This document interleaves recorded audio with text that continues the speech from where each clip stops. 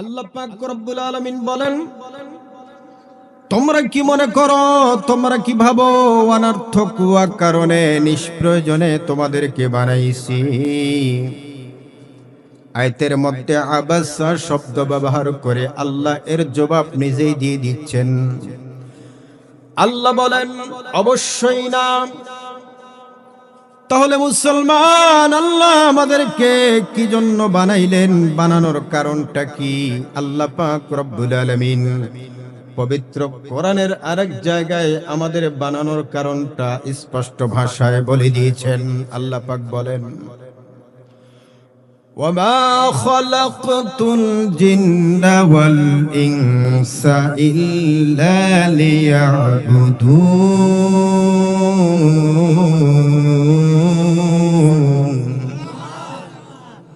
আল্লাহ পাক রব্বুল আলামিন বলেন, তোমাদের সৃষ্টি করার একমাত্র উদ্দেশ্য হলো তোমরা জীবনের সর্বক্ষেত্রে আমি আল্লাহর ইবাদত করবে, আমার গোলামি করবে, আমার দাসত্ব করবে। মুসলমান ভাইরা রে আমার, আওয়াজ করে বলুন তো, ইবাদত করব কার? দাসত্ব হবে কার? গোলামি করব আমরা কার? আল্লাহ পাক রব্বুল আলামিন আমাদেরকে সৃষ্টি করেছেন তার দাসত্ব করার জন্য, তার গোলামি করার জন্য, তার ইবাদত করার জন্য। এ মুসলমান, কথাগুলো খেয়াল করে শুনবেন। আল্লাহ পাক রব্বুল আলামিন আমাদেরকে ইবাদত করার জন্য বানাইলেন, তার গোলামি করার জন্য বানাইলেন, তার দাসত্ব করার জন্য বানাইলেন। এবার ইবাদত করলাম কি করলাম না, নিজের ইচ্ছা মতন জীবন পরিচালিত করলাম, এর জবাব দেওয়ার জন্য আল্লাহ পাক বলেন, আবার কিন্তু আমি আল্লাহর কাছেই তোমাদের আসতে হবে। আল্লাহ পাক বলেন, আমি তোমাদেরকে সৃষ্টি করেছি আমার গোলামি করার জন্য, আমার ইবাদত করার জন্য। হে বান্দা, ইবাদত করলে কি করলে না, নিজের ইচ্ছা মতন জীবনকে চালাইলা, এর জবাব দেওয়ার জন্য আবার কিন্তু আমি আল্লাহর কাছে তোমাদের আসতে, নাকি আমরা যাব না? এই মজলিসের মধ্যে যারা আছে, একজন মানুষ বলতে পারবেন যে হুজুর আমি যাব না, আমার মৃত্যু নাই? বলতে পারবেন? কথা বলেন। আমার ভাইরাম,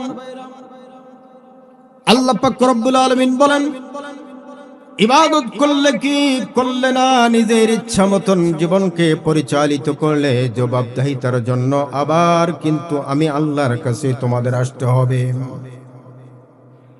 আল্লাহ পাক রব্বুল আলামিন আরেক আয়াতে শেষের অংশের মধ্যে বলতেছেন, ইলাইহি তুরজাউন, তোমরা সকলেই তারই দিকে ফিরে যাবে, অর্থাৎ আল্লাহ পাকের দিকে আমরা সকলেই আবার ফিরে যাব। আরেক জায়গায় আল্লাহ পাক রব্বুল আলামিন বলেন, ইলাইহিন নুশুর, তার কাছে গিয়ে তোমরা আবার জমা হবে। আরেক আয়াতের কারিমায় আল্লাহ পাক রব্বুল আলামিন বলেন, ওয়া আন্নাকুম ইলাইনা লা তুরজাউন।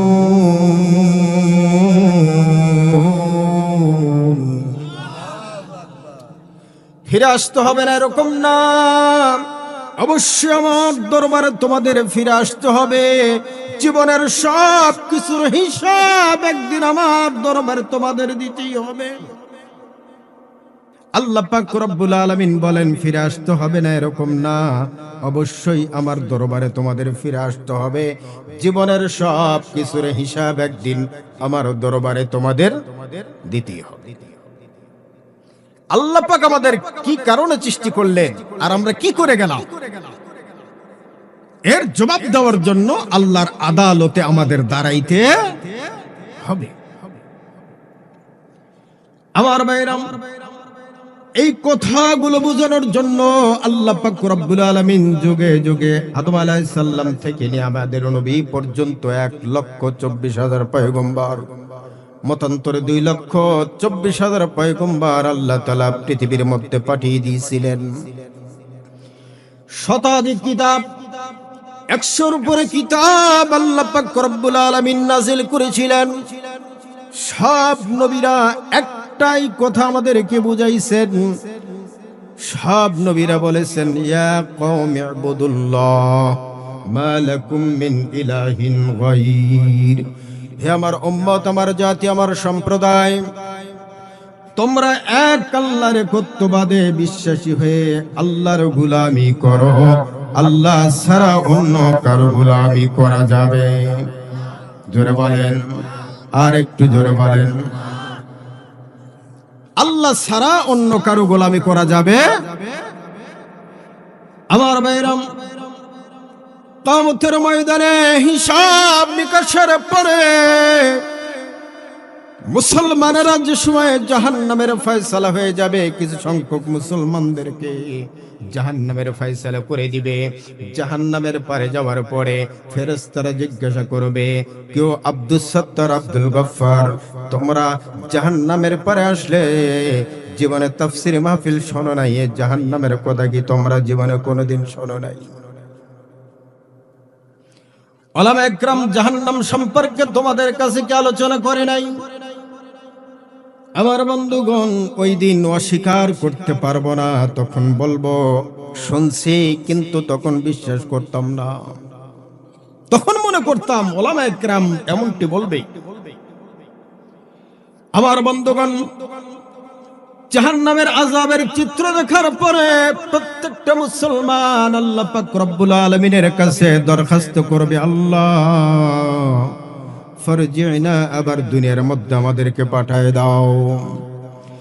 জাহান্নামের আযাবের চিত্র কেমন হবে? আমার আপনার নবী, রহমতের নবী, মেরাজের রাত্রে জাহান্নামের দররক্ষক মালিক ফেরেশতার সাথে যখন সাক্ষাৎ করলেন, মালিক ফেরেশতা বললেন, ইয়া রাসূলুল্লাহ, আপনি কি জাহান্নাম দেখতে চান, জাহান্নাম দর্শন করতে চান? নবীজি সম্মতি জানাইলেন। মালিক ফেরেশতা জাহান্নামের দরজা খুলে দিলেন। দয়ার নবী, রহমতের নবী জাহান্নামের দিকে দৃষ্টি নিক্ষেপ করলেন। কিতাবের মধ্যে আসছে, সঙ্গে সঙ্গে নবীজির চেহারার মধ্যে পরিবর্তন হয়ে গেল। আল্লাহ পাক রব্বুল আলামিনের পক্ষ থেকে মালিক ফেরেশতাকে জানিয়ে দেওয়া হলো, হে মালিক ফেরেশতা, তাড়াতাড়ি জাহান্নামের দরজা বন্ধ করে দাও। জাহান্নামের বিস্তারিত আযাবের চিত্র আমার বন্ধু দেখলে সহ্য করতে পারবে না। আমার বন্ধুগণ, জাহান্নামের আযাবের চিত্র দেখার পরে প্রত্যেকটা মুসলমান আল্লাহর দরবারে দরখাস্ত করবে, আল্লাহ জাহান্নামের আযাবের চিত্র দেখেছি, সচক্ষে দর্শন করেছি, অতএব ফারজি'না, আবার দুনিয়ার মধ্যে আমাদেরকে পাঠায় দাও। মুসলমান ভাইরারে আমার, আমি আপনাদেরকে জিজ্ঞাসা করি, একবার মৃত্যু হওয়ার পরে দ্বিতীয়বার পৃথিবীর বুকে আসার কোনো আর সুযোগ আছে কি? কথা বলেন। এরপরও বান্দা যখন দরখাস্ত করবে, ফারজি'না, আল্লাহ আবার পাঠাও, আল্লাহ পাক রব্বুল আলামিন তখন বলবে, বান্দারে আবার পাঠাইলে তোমরা কি করবা? বান্দা তখন জবাব দিবে, নি'মাল সলিহা, আল্লাহ দুনিয়ার মধ্যে আবার পাঠাই দিলে শুধু নেক আমল করব, আমলে সালেহ করব, ভালো কাজ করে জান্নাতবাসী হয়ে তোমার কাছে আসব। একটু জিকির করি, লা ইলাহা ইল্লাল্লাহ, লা ইলাহা।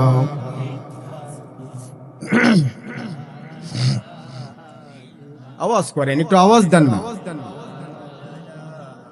ইল্লাল্লাহু ইল্লাল্লাহু ইল্লাল্লাহ, লা ইলাহা ইল্লাল্লাহ।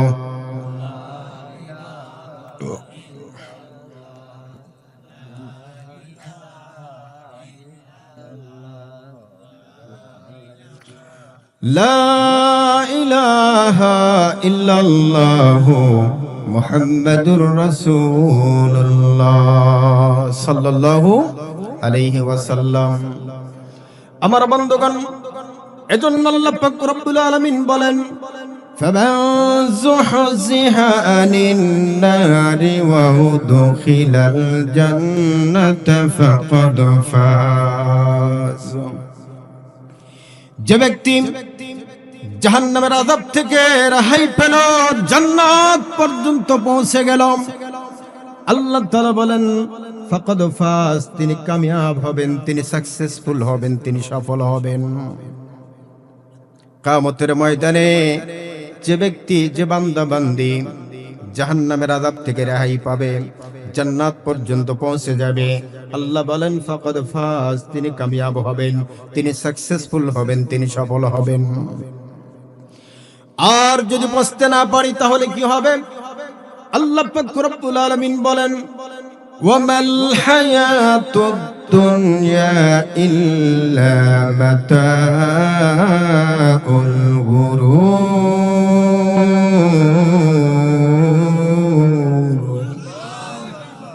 এই যে আয়াতের মধ্যে মাতা শব্দ আসছে, ওয়ামাল হায়াতুদ দুনিয়া ইল্লা মাতা, এই মাতা মানে কল্যাণ।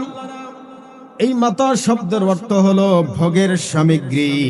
দুনিয়ার মধ্যে যত ভোগের সামগ্রী আছে, আরাম আয়েশের বস্তু আছে, আল্লাহ পাক রব্বুল আলামিন বলেন, বান্দা বান্দি তোমরা শুনে রাখো, দুনিয়ার মধ্যে যত প্রকার ভোগের সামগ্রী আছে সবগুলো ধোঁকা, একটা বাস্তবে না। যে বান্দা বান্দি এই ধোঁকার মধ্যে পড়বে, সে তার গন্তব্যে যাইতে পারবে না, সে ব্যর্থ হয়ে যাবে। দুনিয়ার ধোঁকার মধ্যে যে পড়বে সে কি হবে? ব্যর্থ হবে। মুসলমান ভাইরা আমার, এবার আওয়াজ করে বলুন তো, আমরা মুসলমান, আমাদের মধ্যে আছে ঈমান, আমাদের গন্তব্য কোথায়? আওয়াজ করে বলুন কোথায়? জান্নাত। আমরা জান্নাতি বাবার সন্তান, আমাদের বাবা জান্নাতে ছিল, আমরা জান্নাতি বাবার সন্তান, আমাদের ভিতরে ঈমান আছে। এই ঈমানের বদৌলতে আল্লাহ পাক রব্বুল আলামিন কাল কিয়ামতের কঠিন ময়দানে আমাদেরকে জান্নাত দিয়ে পুরস্কৃত করবে।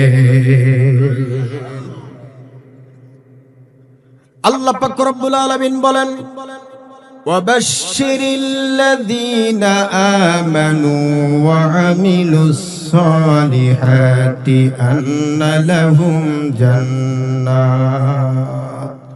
হে নবী, আপনি সুসংবাদ দেন, যারা নেক আমল করবে, ঈমান আনবে এবং আমলে সালেহ করবে, নেক আমল করবে, তাদের জন্য আমি আল্লাহ তৈরি করে রেখেছি জান্নাত।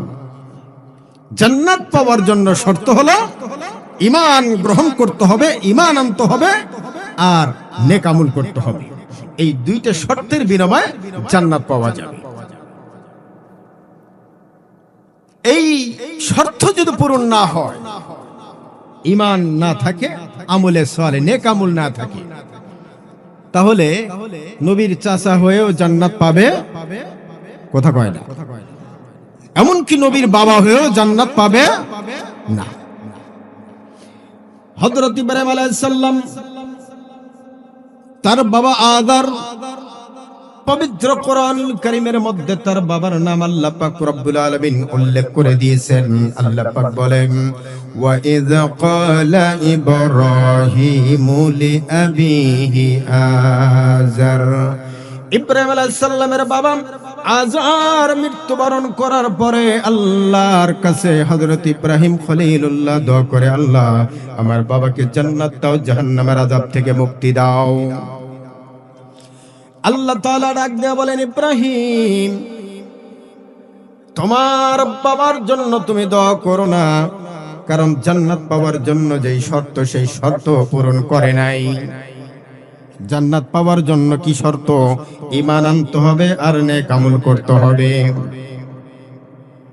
ইব্রাহিম আলাইহিস সালাম বারবার আল্লাহর কাছে দোয়া করে, আল্লাহ আমার বাবাকে জান্নাত দাও, জাহান্নামের আযাব থেকে মুক্তি দাও।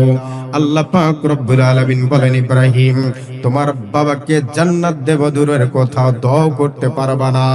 হযরত ইব্রাহিম আলাইহিস সালাম বললেন, আল্লাহ আমার বাবা যদি জাহান্নামে যায় আমি তো বেইজ্জতি হয়ে যাব।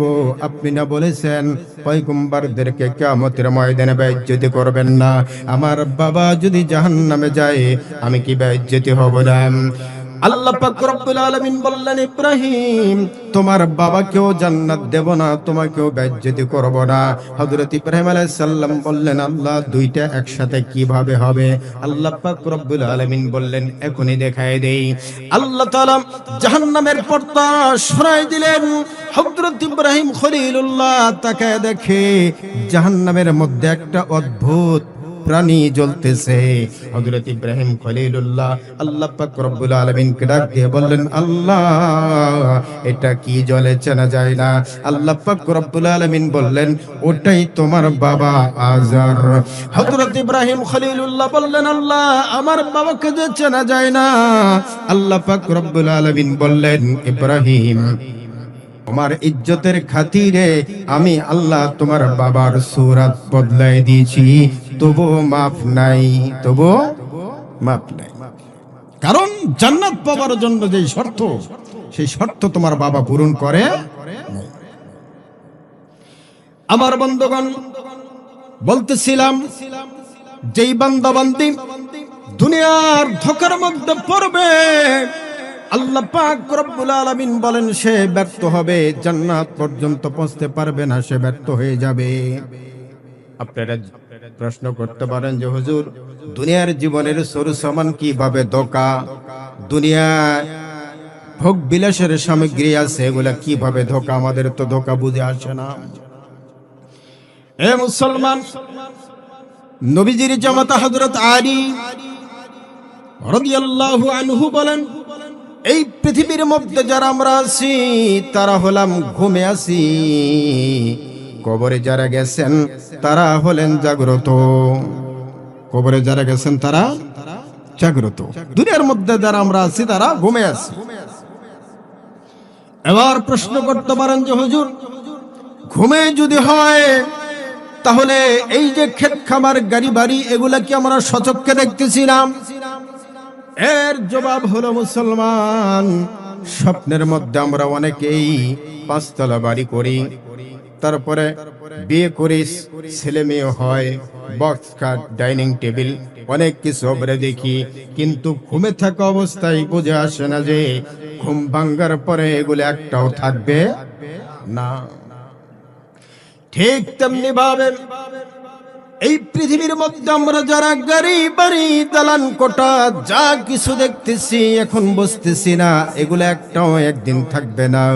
আমার বন্ধুগণ, এই পৃথিবীর বুক থেকে বিদায় নিয়ে যখন কবরের জগতে আমরা চলে যাব, ওই দিন জাগ্রত হওয়ার পরে ঠিকই বুঝে আসবে এতদিন ঘুমেছিলাম, এখন জাগ্রত হয়েছি। নবীজি হাদিসের মধ্যে বলেন, ইয়াতিহি মালাকান, প্রত্যেকটা মানুষ মৃত্যুবরণ করার পরে, জানাজা কমপ্লিট করার পরে যখন কবরস্থ করা হয়, ইয়াতিহি মালাকান, দুইজন ফেরেশতা কবরের মধ্যে চলে আসে, ফাইজলিসানিহি, জাগ্রত করে, জাগাইবে, জিজ্ঞাসা করার জন্য জাগাইবেন, প্রশ্ন করার জন্য আবার জিন্দা করা হবে।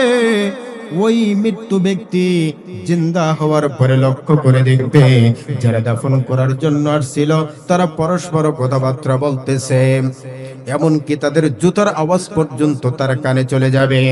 ওই মৃত্যু ব্যক্তি চিৎকার করে করে ডাক দিয়ে বলবে, তোমরা কারা গো? এই অন্ধকার কবরের মধ্যে রেখে তোমরা কোথায় যাও? আমি এই অন্ধকার কবরে কেমনে থাকবো? কেউ তার ডাক শোনেও না, জবাব দেয় না। কথা বলেন ঠিক কিনা?